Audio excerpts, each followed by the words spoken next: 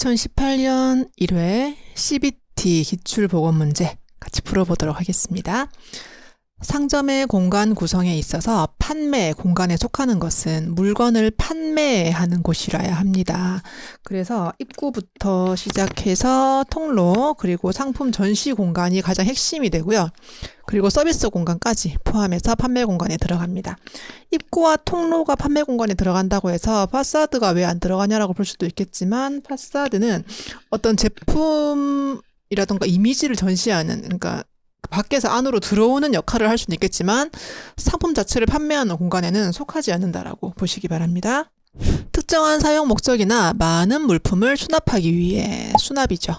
빌트인 가구라고도 불리우는 것은인데요. 어떤 공간이 이렇게 있으면 평면적으로 봤을 때 어떤 제품을 사오는 것이 아니라 이 공간에 맞춰서 붙박이로 짜맞추는 빌트인하는 가구를 붙박이 가구라고 불리웁니다. 고대 로마 시대 음식을 먹거나 취침을 위하여 사용한, 음식을 먹거나도 될 수 있겠지만 주로 취침, 긴 의자에서 유래한 것으로 몸을 기대거나 침대로 쓸 수 있고 한쪽 끝을 올린 형태입니다. 주로 이렇게 생겼고요. 이렇게 좀 기대서 있을 수 있는 그런 것을 카우치라고 합니다.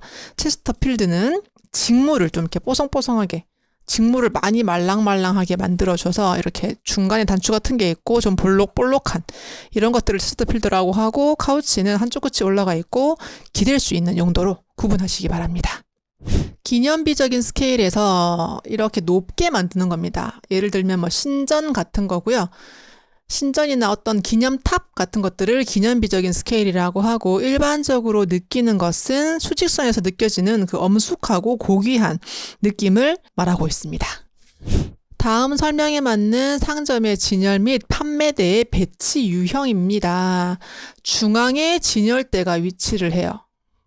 그리고 크기와 형태 제약 없이 비교적 자유로운 디자인 방식이고요.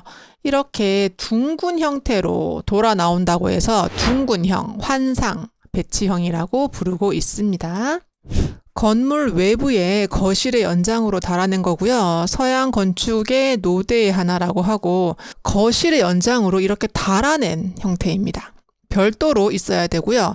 베란다는 이 위층에 바닥이 베란다가 되고, 테라스는 거의 1층에 붙어있는 형태가 많이 있습니다. 그래서 이렇게 건물에서 달아낸 혼자 떠있는 형태는 일반적으로 발코니라고 부르고 있어요. 주택의 침실 계획에 대한 설명으로 틀린 것을 물어보고 있습니다.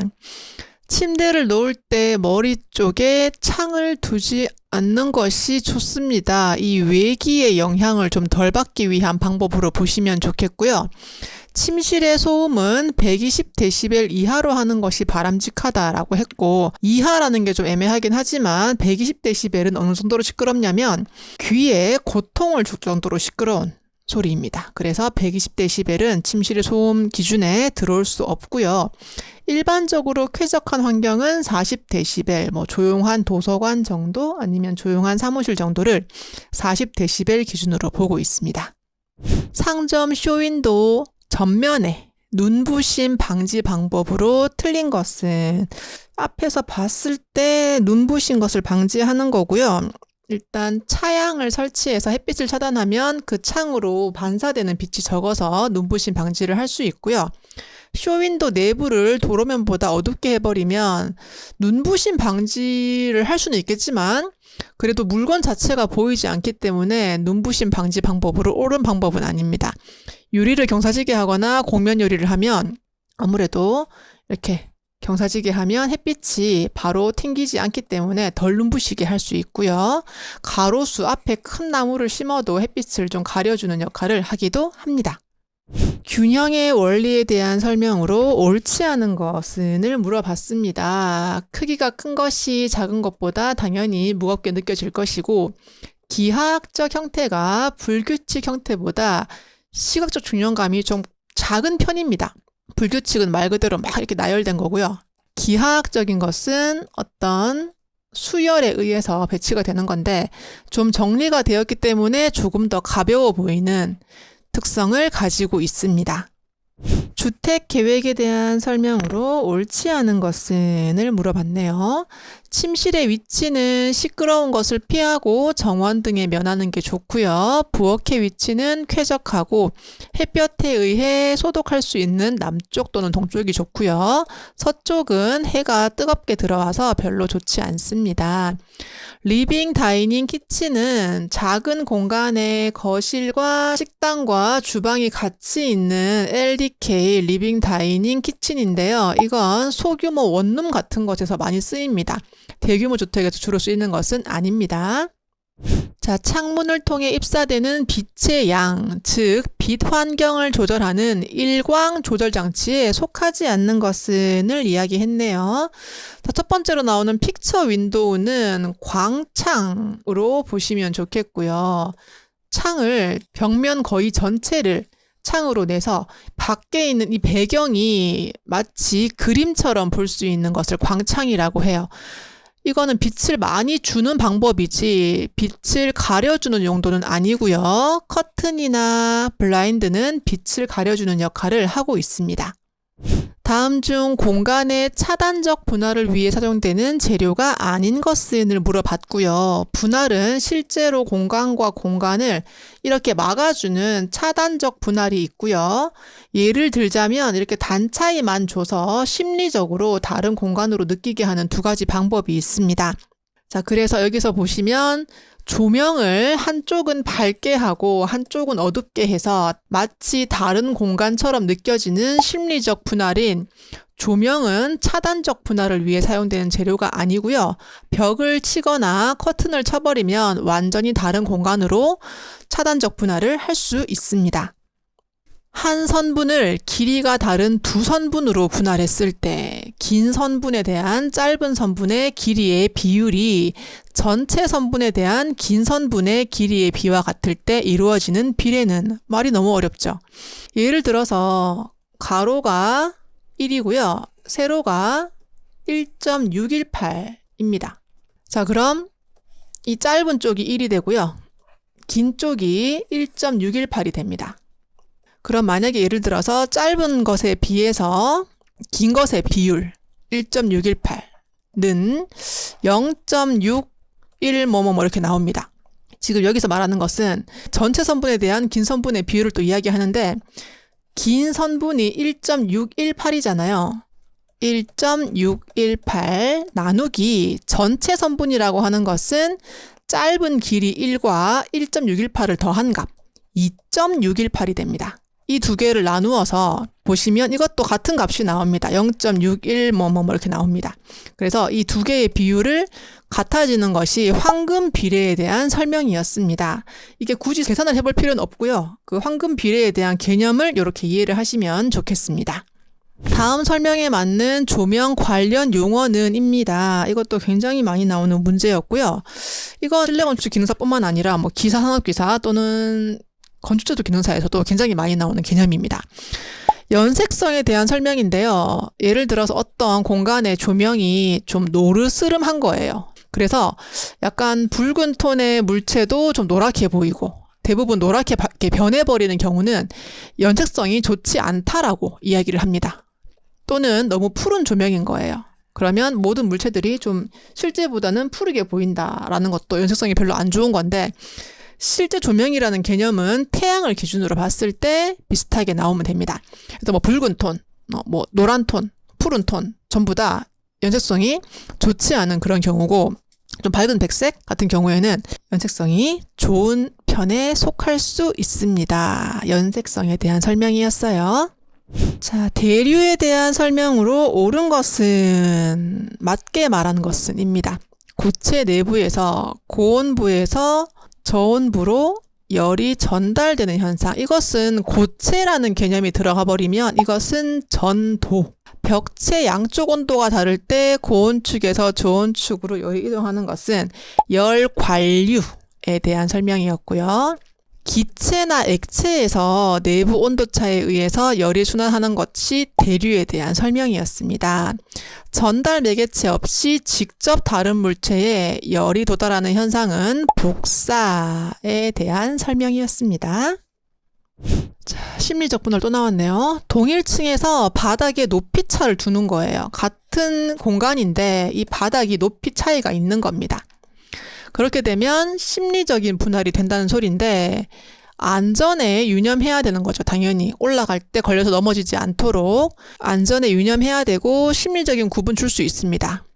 그리고 칸막이 없어도 심리적인 구분을 할 수가 있습니다.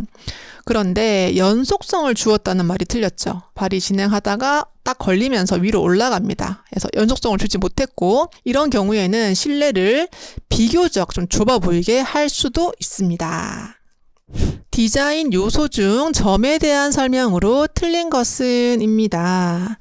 화면상의 두 점의 크기가 같을 때 이 점과 이 점의 크기가 같으면 둘 다 주의력, 어떤 집중하는 그 정도가 같아지게 되고요. 균등해지게 되고요. 선과 마찬가지로 형태의 외곽을 시각적으로 설명하는 데 사용됩니다. 예를 들어서 이렇게 막 점들이 모인 큰 점이라면 이 외곽을 점으로 인식을 할 수가 있다라는 말이고요. 화면상에 있는 하나의 점은 관찰자의 시선을 화면 안에 특정한 위치로 이끈다라고 했습니다. 빈 벽에 어떤 점이 하나 있을 때는 이곳으로 시선이 모이게 됩니다. 다수의 점, 여러 개의 점은 2차원에서 면이나 형태로 지각이 될 수 있어요. 이렇게 점들이 많이 모여 있으면 이 원형의 면으로 지각이 될 수 있고요. 운동을 표현하는 시각적 조형 효과를 줄 수 있습니다.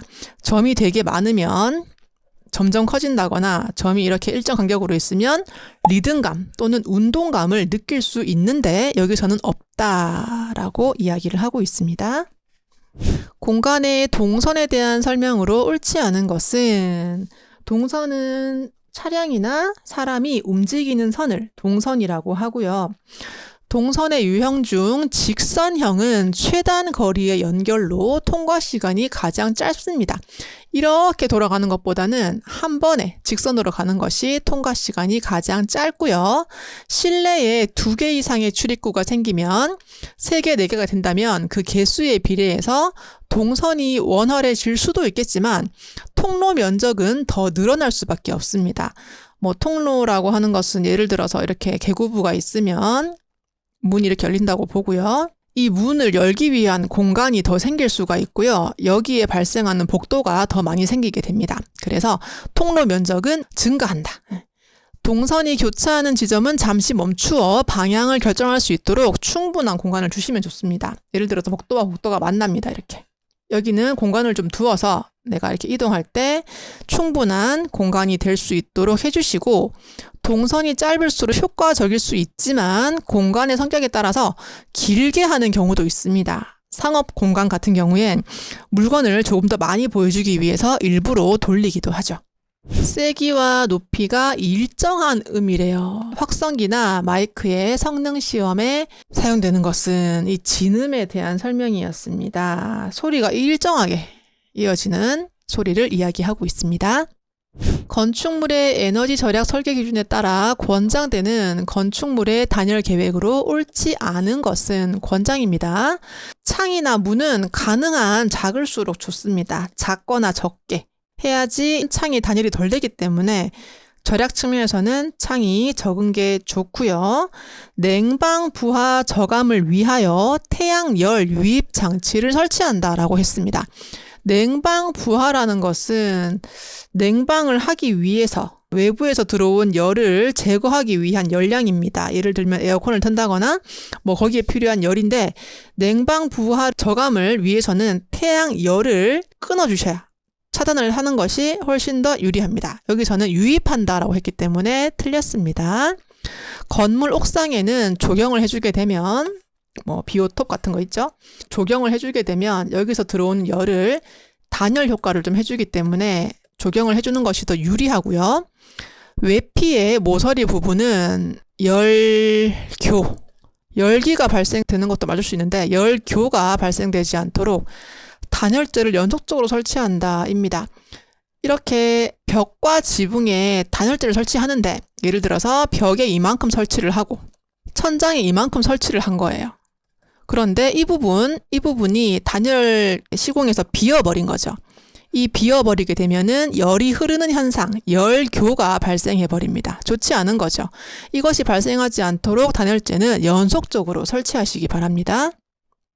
음의 잔향 시간에 대한 설명으로 틀린 것은입니다. 소리가 남아있는 것에 대한 설명으로 틀린 것은 잔향 시간은 이 실이 크면 클수록 더 울리게 되기 때문에 소리가 남아있게 되고요.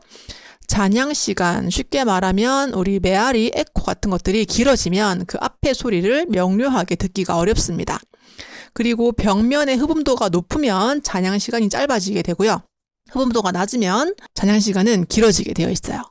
그리고 실의 형태는 잔향 시간의 가장 주된 결정 요소라고 했는데 실이 둥글든 실이 네모나게 생기든 잔향 시간과는 크게 상관이 없습니다. 형태보다는 용적, 크기가 더 훨씬 중요합니다. 자, 공동의 대형 제품으로 속이 비어있는 대형 제품이라는 소리입니다. 이렇게 속이 비도록 만드는 거예요. 일부러. 난간 벽이나 돌림대, 창대 등에 사용되는 것이고요. 테라코타라고 하는 아이의 설명이었는데 만약에 석재로 이만한 부피에 어떤 제품을 만들게 되면은 무게도 올라가게 되고 시공도 어려운데요. 이렇게 속을 비워서 점토로 만들게 되면 좀 무게도 줄일 수 있고 여러 장점이 있어서 점토를 구워 만든 테라코타에 대한 설명이었습니다. 다음 중 건축 재료의 사용 목적에 의한 분류가 아닌 것은입니다. 건축 재료로 구조를 만들지, 불을 막을지, 어떤 열이나 물을 차단할지, 뭐 그런 목적에 대한 건데 유기질인지 무기질인지 이것은 어떤 재료의 화학 조성에 의한 분류에 속합니다. 일반적으로 자연적 재료가 주는 느낌은 친근함을 느끼게 되고요. 어떤 철, 가공된 콘크리트 이런 것들은 차갑고 세련되고 날카로운 느낌을 줄 수 있습니다. 도장 공사, 페인트를 칠하는 공사에 사용되는 클리어 레커에 대한 설명으로 옳은 것은을 물어봤네요. 내수성이 없으면 내충격성이 작다고 했는데 일종의 코팅막을 만들기 때문에 내수성은 괜찮아지고요. 바니쉬에 안료를 첨가한 레커이다? 이것은 바니쉬에 안료를 섞은 것은 니스 이런 것 같은데요. 그리고 또는 다른 형태인 것 같고요. 목재 전용은 부착성이 크고 도막에 가소성이 떨어진다라고 이야기를 하고 있는데 목재 자체를 이렇게 더 오래 버티도록 만들어주는 거기 때문에 부착성도 크지만 도막에 이런 마모되는 거 이런 것들을 더 증가시켜주는 거지 떨어지게 하는 것은 아닙니다. 그리고 주로 내부용으로 사용되고 있고요. 외부용으로는 사용이 곤란한데 외부용 방부제나 이런 제품들은 많이 나와요. 그래서 보통은 내부에 사용되고 있습니다. 다음 특징을 갖는 목재 방부제는 일단 유용성입니다. 기름에 녹여서 쓰는 건데요. 크레오조트 또는 PCP, 펜타크로로페놀이 됩니다. PCP. 이 친구의 특성은 뭐냐면 무색입니다. 무색이고 페놀이잖아요. 독성이 있고요. 무색이라는 특징을 가지고 있기 때문에 이 친구는 펜타크로로페놀이고 도장 가능하고 독성 있고 유용성이고 다 똑같은데 크레오조트는 흑갈색 또는 진한 갈색을 띠고 있는 색깔입니다. 자, 운모계와 사무남계 광석으로 이렇게 높은 온도로 가열하면 부피가 이렇게 팽창을 합니다. 그래서 비중이 0.2에서 0.4는 굉장히 가벼운 겁니다. 우리 목재만 해도 1.54잖아요. 물이 1이고요. 그러니까 굉장히 가볍다는 소리인데 다공질의 경석으로 단열, 흡음, 보온 효과가 있는 것은 질석에 대한 설명이었고 질석 보온제로도 많이 사용되고 있습니다. 자, 시멘트의 안정성 측정에 사용되는 시험법은 오토클레이브 팽창도 시험이라는 게 있습니다. 팽창이 너무 많이 되면 안정성이 없다라고 보는 거고요. 어떤 용기에다 넣어서 길이 변화를 보는 것. 이것이 오토클레이브 팽창도 시험에 대한 설명이었습니다. 다음 중 물리적 온열 요소에 속하지 않는 것은 온열 요소는 온도, 습도, 기류, 복사열 요 네 가지로 보고 있는데 온도 일단 그럼 기온, 습도, 그리고 기류가 들어가게 되고 바람, 그리고 복사열이 들어가게 되는데 인체가 활동하는 것은 그 개인의 문제지 전체적인 요소로 보지는 않습니다. 건축 재료를 화학 조성에 의해 분류할 경우 무기질이냐 유기질이냐 뭐 그 차이인데, 유기질은 광합성을 하는 목재 또는 숨쉬고 사는 동물성, 식물성 이런 것들을 이야기하는 거고요.